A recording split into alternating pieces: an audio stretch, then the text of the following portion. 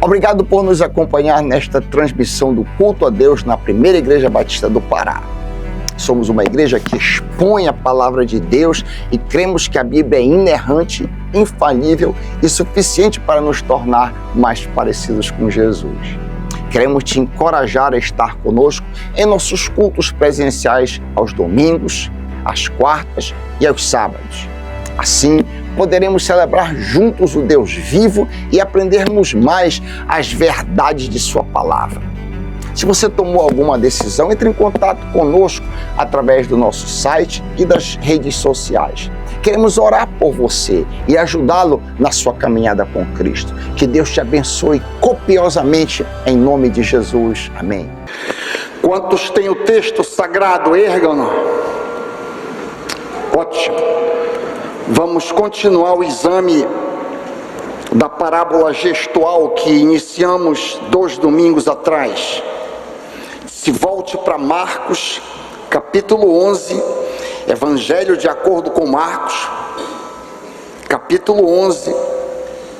Nós vamos avaliar hoje os versículos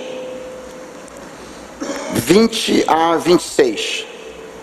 Marcos 11, nós vamos examinar os versículos de 20 a 26. Eu vou ler na ARA, você acompanha na sua tradução e deixa o texto aberto no seu colo, para que, como eu não canso de dizer, a sua fé esteja firmada na Bíblia e não no que eu digo, nas minhas palavras.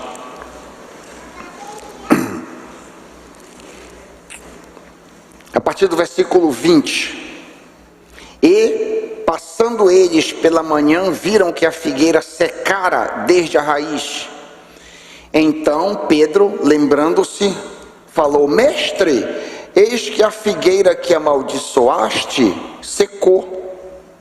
Ao que Jesus lhes disse: Tende fé em Deus, porque em verdade vos afirmo que se alguém disser a este monte, ergue-te e lança-te no mar, e não duvidar no seu coração, mas crer que se fará o que se diz, assim será com ele. Por isso vos digo que tudo quanto em oração pedirdes, crede que recebestes, e será assim convosco. E quando estiverdes orando, se tendes alguma coisa contra alguém, perdoai, para que vosso Pai Celestial vos perdoe as ofensas. Mas se não perdoardes, também vosso Pai Celeste não vos perdoará as vossas ofensas. Ó Pai, tem misericórdia de nós, fala conosco agora. Teu povo não veio aqui para ouvir a mim, o teu povo quer ouvir a tua voz, a voz de Deus, a voz do Santo Deus. Fala conosco, ensina-nos, Pai. Instrui-nos através da Tua palavra. Abre os nossos corações. Tira qualquer distração, qualquer a tentativa satânica que vise distrair as pessoas, para evitar com que a palavra seja entendida e aplicada. Pedimos assim no nome e por misericórdia de Jesus, e o povo concordando diz: Amém. 2 domingos atrás, dia 5 de janeiro, nós iniciamos o estudo deste texto que acabamos de ler. Estamos, como já disse, diante de uma parábola gestual. Jesus propositadamente dramatiza 3 pontos a partir desta teatralização. A título de recapitulação, quase não sai a palavra. A título de recapitulação, nós precisamos ler o segmento inicial desta parábola. Tu lestes a partir do versículo 20, bate os olhos um pouquinho acima na Bíblia, ela está aberta na tua coxa, lê comigo a partir do versículo 12. No dia seguinte, quando estavam saindo de Betânia, Jesus teve fome. Vendo à distância uma figueira com folhas, foi ver se encontraria nela algum fruto. Aproximando-se dela, nada encontrou, a não ser folhas, porque não era tempo de figos. Então lhe disse: ninguém mais coma do teu fruto. e os seus discípulos ouviram-no dizer isto. Depois que Jesus diz isso, eles seguem caminhando para Jerusalém. Olha para mim. Jesus purifica o templo, conforme nós estudamos domingo passado. Quando Jesus termina de purificar o templo, ele sai de Jerusalém, como lemos em Marcos 11:19, pode bater o olho. E sendo já tarde, saiu para fora da cidade. Daí em diante, Jesus passa a dormir sempre no Monte das Oliveiras, como está registrado em Lucas 21:37. Jesus passava o dia ensinando no templo e ao entardecer saía para passar a noite no monte chamado das Oliveiras.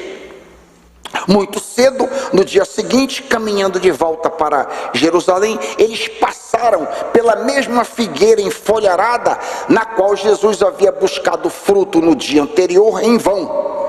A linda figueira havia adquirido um aspecto horrível, pois secara completamente, como diz João Marcos, aspas, viram a figueira seca desde as raízes, Marcos 11:20. Qual é a reação dos discípulos? Qual é a reação dos discípulos diante do milagre operado pelo poder da oração de Jesus? Olha comigo no versículo 21. Versículo 21. Lembrando-se, Pedro disse: Mestre, vê, a figueira que amaldiçoaste secou. A esplendorosa figueira que existia ontem acabou, morreu. Deste episódio gestual, nós tiramos inicialmente duas lições. Em primeiro lugar, vimos que a destruição da figueira simbolizava a destruição da nação Israel. Em segundo lugar, vimos a maldição da justiça própria. Todas as coisas, sem exceção, inclusive eu entregar o meu corpo para ser queimado, não vale nada diante de Deus se não for feito para a glória dele. Tem muito valor diante dos homens, sem nenhuma dúvida, mas não vale nada se não for feito para a glória dele. Tanto o primeiro como o segundo ponto, nós avaliamos exaustivamente no domingo retrasado. A pregação está disponível no YouTube, se você quiser conferir.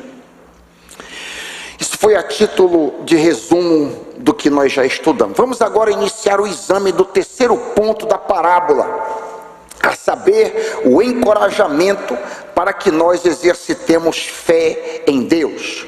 O versículo-chave desse encorajamento é o versículo 24. Lê outra vez comigo. 24. Tudo que vocês pedirem em oração, creiam que já o receberam, e assim lhes sucederá. Como entender uma afirmação tão absoluta dessa? Tudo. Veja bem, Jesus não disse algumas coisas que vocês pedirem, vai acontecer. Jesus não diz poucas coisas que vocês pedirem, vão acontecer. Tampouco diz ele pequenas coisas que vocês pedirem, vai acontecer. O que ele acaba de dizer é um radical tudo. Como assim? Você pergunta. Para complicar ainda mais as palavras do mestre que antecederam essa afirmação absoluta, existe algo que nos deixa perplexo, que está antecedido ao diálogo que você leu no versículo 24. Olha só, versículo 21b em diante. Mestre, a figueira que amaldiçoaste secou. Respondeu Jesus: tenham fé em Deus. E agora? Eu lhes asseguro, e aqui é o fator complicador, que se alguém disser a este monte, levante-se e atire-se no mar, e não duvidar em seu coração, mas crer que acontecerá o que diz, assim lhe será feito. Portanto, eu lhes digo, tudo que vocês pedirem em oração, creiam que já o receberam, e assim lhes sucederá. O que é que a gente vai fazer com isso? Vamos interpretar esse texto por partes. Em primeiro lugar, versículo 23, remover montes, que está aí, remover monte, arrancar o monte, é uma hipérbole. figura de linguagem muito usada por Jesus em seus ensinos. O que é uma hipérbole? Uma hipérbole é um exagero para enfatizar determinado ponto.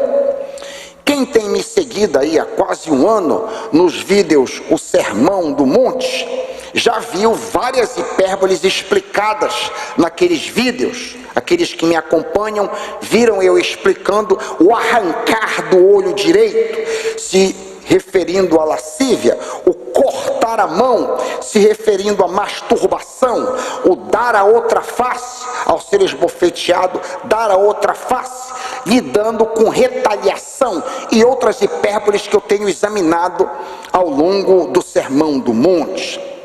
Esta aqui é mais uma hipérbole, tal qual aquelas que eu tenho considerado com vocês.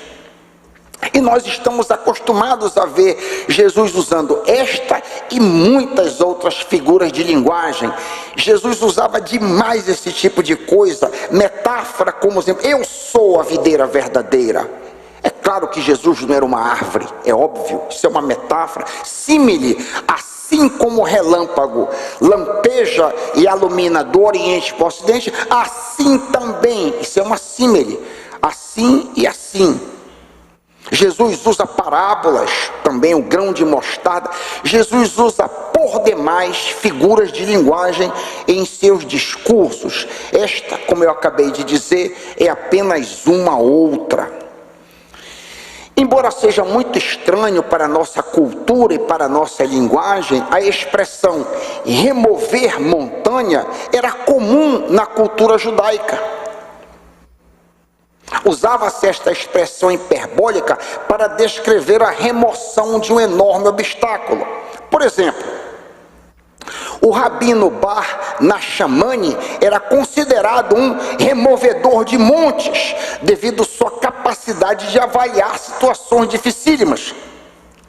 Ou seja, esse rabino removia obstáculos montanhosos diante de problemas impossíveis de resolução. Um outro exemplo, o apóstolo Paulo usa essa hipérbole, remover montes, em 1 Coríntios 13, 2, parte B. Ainda que eu tenha tamanha fé, a ponto de, ouça, transportar montes, se não tiver amor, etc, etc. Isso era uma hipérbole muito comum na cultura judaica, embora muito estranho e desconhecido para nós. Em nosso texto, Marcos 11, 23, Cristo usa o Monte das Oliveiras, que ele e seus discípulos estão contemplando, de uma maneira gráfica, para expressar uma hipérbole. O maior obstáculo imaginável, o Monte das Oliveiras, pode ser removido se vocês, meus discípulos, confiarem em Deus. É isso que ele está dizendo. Ele não está dizendo que a gente vai arrancar a montanha, literalmente, não é esse o ponto. Entendem, meus irmãos? O ponto dele não é que vamos olhar para o monte, arranca essa daqui, pedra, arranca daqui. Isso é uma hipérbole super comum dentro da cultura judaica. Tudo que Jesus está dizendo, resumindo, quando ele diz, aspas, se vocês disserem a esse monte, levante-se e atire ao mar, tudo que ele está ensinando é que a oração tem poder para remover qualquer obstáculo. Cristo estava ensinando que da mesma maneira que ele matou aquela figueira, uma coisa espetacular, Pedro diz, vê mestre, olha o milagre. Jesus disse, olha, o obstáculo vocês também podem remover, vocês podem fazer milagres também. Da mesma maneira como eu operei esse milagre, vocês podem operar grandes milagres. É o ponto inicial de remover montes, remover obstáculos, remover montanhas. O segundo ponto, e talvez até de maior interesse para mim e para você, são as condições para removermos qualquer obstáculo pela oração. Sim, pastor, é que eu já entendi, nós podemos fazer coisas maravilhosas pelo poder da oração. Quais são as condições? A primeira condição está no coração do texto. Olha comigo, verso 22b. Olha comigo, 22b. Tenham fé em Deus. Isso é o prefácio, porque ele vai dizer: tenham fé em Deus. A fé ou confiança em Deus é a mesma coisa? É o primeiro e mais crucial fator na remoção de montes intransponíveis. Quando você leu esse texto na abertura da nossa pregação, você notou que fé é citada 4 vezes? Você saltou isso aos seus olhos? Acompanha comigo, eu vou ler devagar, você acompanha na sua tradução e eu vou dizer 1, 2, 3. A partir do versículo 22b. Tenham uma fé em Deus. Eu lhes asseguro que se alguém disser a esse monte, levante-se e atire-se no mar. 2, não duvidar em seu coração. 3, mas crer que acontecerá o que diz, assim será feito. Portanto, eu lhes digo, tudo que vocês pedirem em oração. 4, creiam que já o receberam. Num curto espaço de tempo, Jesus martela 4 vezes a ênfase da fé. Então a fé é crucial para que um determinado obstáculo na tua vida, na minha vida, seja removido. Se você não acredita que Deus pode fazer algo, não adianta pedir. E aí, quando eu mesmo estava me avaliando, considerando isso aqui, quantas vezes eu, Raiker, já orei com o coração incrédulo por situações dificílimas. Me lembro de uma situação de um usuário de droga. Nesse tipo de situação, a minha oração é inútil, ou até mesmo afrontosa ao Senhor. Tenho aprendido a ficar calado quando eu não tenho fé suficiente para orar. Por outro lado, já houve situações na minha vida que me foi dado a fé no meio da oração. Me lembro de uma situação no hospital, orando por uma senhora num quadro horrível, um quadro terrível. Aí, e eu no meu coração dizendo, isso aqui não tem jeito, eu vou orar como um ato formal. E aquela senhora, que vocês não sabem, eu sinto a vontade para compartilhar, colocando fezes pelo nariz, uma situação, um quadro dantesco. E aí eu estava orando por ela, mas de repente, no meio da oração, o Espírito me diz: ora pela cura, miserável, ora pela cura dessa mulher. Aí eu continuei, disse: cura tua filha, cura. E depois, um bom tempo depois de meses, eu a vi descendo por esse corredor aqui à minha esquerda. Glória a Deus, glória a Deus. Um milagre aconteceu devido àquele quadro horrendo que eu tinha visto lá no Hospital Belém. Ainda outra situação, já houve situação na minha vida que eu orei e a resposta não foi daqui a um mês, a um ano, foi uma coisa imediata. Enfim, em meio a estas situações que eu estou dando apenas a título de exemplo, uma pergunta relevante que eu me fiz e que talvez você esteja se fazendo é a seguinte: Pastor Raik, como podemos crescer em fé a fim de termos nossas orações respondidas? Eu me fiz essa pergunta quando eu estava meditando nesse texto. O que eu preciso fazer? Como que eu posso agir de tal maneira que a minha fé vá crescendo mais e mais para que eu dê testemunhos maravilhosos de montanhas removidas? A resposta está em Romanos 10, 17. Romanos 10, 17.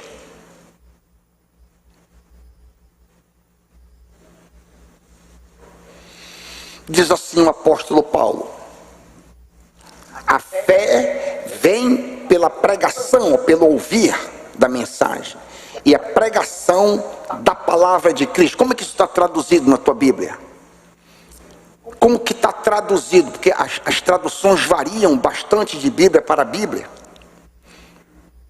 A primeira e mais imediata interpretação deste texto é que eu adquiro fé ao ouvir as boas novas sobre o Messias. Essa é a aplicação imediata no texto. Mas o desdobramento desse texto é que a minha fé surge e aumenta não através de testemunho dos outros, eu acabei de dar 2 aqui, mas sim pelo ouvir da pregação do Novo Testamento.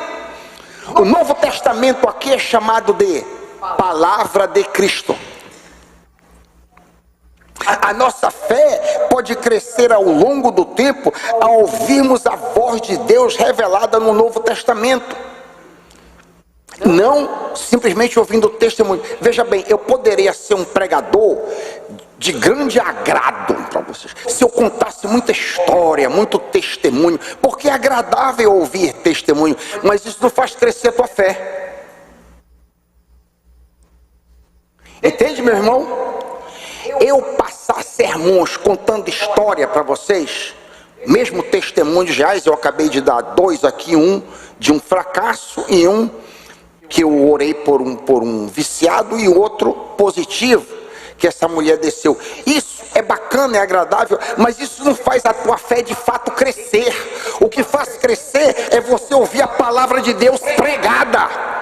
É isso que faz a tua fé crescer. Por sinal, isso aqui não está escrito, mas eu fico muito triste ao longo do meu ministério quando eu vejo pessoas um tanto imaturas dizendo: pastor Raik, eu estou atrás assim de uma coisa mais sobrenatural, eu queria ver anjo, eu queria ver Jesus, eu queria ver. Eu digo: meu irmão, você tem se voltado para as escrituras, que é o ordinário? Não. Então como que você vai querer que Deus te dê uma coisa extraordinária se você não se volta para o ordinário? Você espera que Deus te presenteie com alguma coisa espetacular quando você não quer se deter no regular, no corriqueiro. Cuidado, existe muito engano por aí. Existe muito engano. Planta bananeira na igreja, se joga, levanta a mão, chora. Isso é só enganação. Se joga no chão e lá vai. Isso impressiona pessoas imaturas. O que vai fortalecer e o que vai fazer a sua fé crescer a longo prazo é a palavra de Deus. É a palavra de Deus que vai fazer você avançar, e você ao longo do tempo vai remover montanhas no poder da oração. Isso é claro para vocês, irmãos? A palavra de Cristo e não testemunho, é o que Paulo está dizendo também. O ouvir da palavra, não do testemunho dos falsos mestres, dos falsos profetas, mas de Cristo, da palavra de Deus.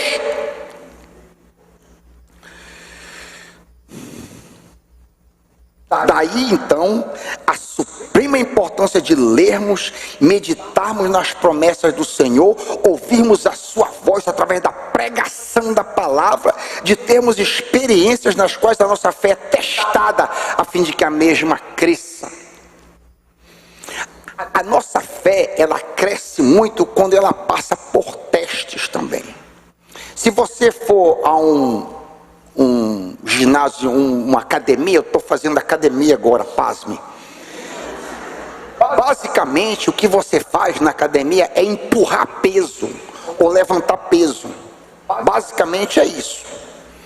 Você tem determinado obstáculo, seja uma mola, seja um peso, e você então faz força contra aquele obstáculo. E ao longo do tempo, não imediatamente, ao longo do tempo, os músculos físicos crescem. Como é que a nossa fé cresce? Na provação, você resiste, ali você fica firme, e é como um músculo espiritual da fé cresce. Então, sem provação não tem crescimento. Se você deseja viver uma vida no mar de rosa, você não vai crescer nunca. Lamento dizer isso. Eu não quero, eu tenho muito medo de provação. Quem que quer sofrer? Quem que quer lutar? Mas elas são necessárias. A segunda condição, rapidamente, a primeira é fé. A segunda condição para removermos qualquer obstáculo pela oração está colocada pelo próprio Jesus no texto. Viram a segunda condição? 25 em diante, 25, olha comigo. quando estiverem orando, se tiverem alguma coisa contra alguém, perdoe-no, para que também o Pai Celestial lhes perdoe os seus pecados. Mas se vocês não perdoarem, também o seu Pai que está no céu não perdoará os vossos. Muito claro. Não precisa de explicação, quase que. A segunda condição é óbvia. Se tivermos alguém em nossas vidas que nos afrontou, nos feriu, nos humilhou, enfim, se alguém na tua vida te machucou, você não tem alternativa a não ser perdoar. Do contrário, você não removerá as montanhas diante de você. É isso que Jesus está dizendo. Se nós não perdoarmos outrem, seja o que for, seja quem for, nós não seremos perdoados por Deus e, consequentemente, a nossa oração não vai ser ouvida. Há alguém na tua vida que você precisa perdoar? Se há, essa pessoa já veio na tua mente. Meus irmãos, a gente tem falado bastante neste assunto. E uma vez eu terminei de pregar, apenas a título de esclarecimento, eu terminei de pregar e uma pessoa, eu estava em pé aqui, a pessoa passou pelo meu lado e disse, tem que ser preso e tal. Eu estava falando sobre a necessidade e dei uma ilustração ao acaso de uma mocinha que foi violada sexualmente durante muitos anos e tal, e depois eu recebi, enfim, uma longa história, e eu disse que ela precisava perdoar aquele ofensor. E essa pessoa que falou comigo me entendeu mal. Veja, o meu papel é um, o papel do Estado é outro. O fato que você perdoa não quer dizer que você não tem que denunciar. Sim, tem que ser preso, mas isso não é o meu papel. Muito crente confunde o papel do indivíduo, o papel da pessoa, com o papel do Estado. O Estado tem um papel, eu tenho outro papel. Amém? Você não pode confundir as duas coisas. É por isso que existe muita confusão quando se fala se deve ter pena de morte. Mas o crente tem que perdoar e tal. Veja, você está confundindo categorias. O Estado não é para perdoar nunca. O Estado é para fazer justiça. Quem é chamado a perdoar é o indivíduo, sou eu, é o crente. Amém mesmo? Isso aqui é a título de esclarecimento, porque às vezes nessa confusão de categoria eu sou mal interpretado. O que a pessoa quis dizer era que de alguma maneira eu estou querendo isentar o culpado. Eu não estou isentando o culpado. Aquela pessoa que é culpada diante do Estado, existe uma lei que não é para fazer isso, tem que fazer. Isso aí é a título de esclarecimento com relação a perdão. Enfim, há alguém na tua vida que você precisa perdoar? A importância do perdão é vista, por exemplo, pela repetição da quinta petição no Pai Nosso. Naquela oração modelo, o único ponto que Jesus trata exaustivamente é esse. Já prestou atenção? Na oração clássica do Pai Nosso, ele vem, Pai Nosso que está no céu, santificado seja o teu nome, vem dizendo as petições. Aí na quinta petição ele diz, perdoa nossas ofensas como também nós perdoamos as pessoas que nos ofenderam. Aí ele segue adiante, sexta petição, e não nos deixe cair em tentação, mas livra-nos do mal. Aí ele volta de novo, termina a oração, amém. Aí ele volta, porque se vocês perdoarem as pessoas que ofenderam vocês, o vosso Pai também perdoará vocês. E para que não deixe nenhuma dúvida, se não perdoar já era suficiente. Mas se não entendeu o que eu disse? Então eu vou dizer de novo. Se não perdoar, também o vosso Pai não perdoará você. A importância de você perdoar quem quer que seja. A falta de perdão faz adoecer a mente e o corpo. Eu li de um renomado psiquiatra que ele teria dito, esse grande médico, ele teria dito que metade dos asilos e manicômios do mundo seriam fechados se as pessoas aprendessem a perdoar. Já pensou? A falta de perdão, além de ser um pecado gravíssimo seríssimo contra Deus, é também um fardo doentio sobre aquele que se nega a perdoar. Doenças variadas acabam somatizando no corpo daqueles que não perdoam. Em outras palavras, você precisa liberar o perdão para o teu próprio bem, é para a tua vantagem. Deixa solta. E se você é crente e se você não perdoa, Deus libera demônios sobre a tua vida. Tu sabias disso?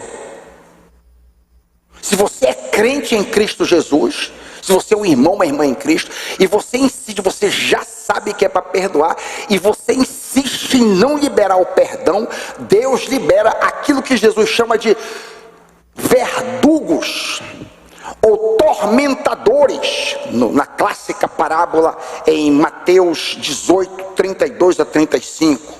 Você pode ler isso em casa e conferir.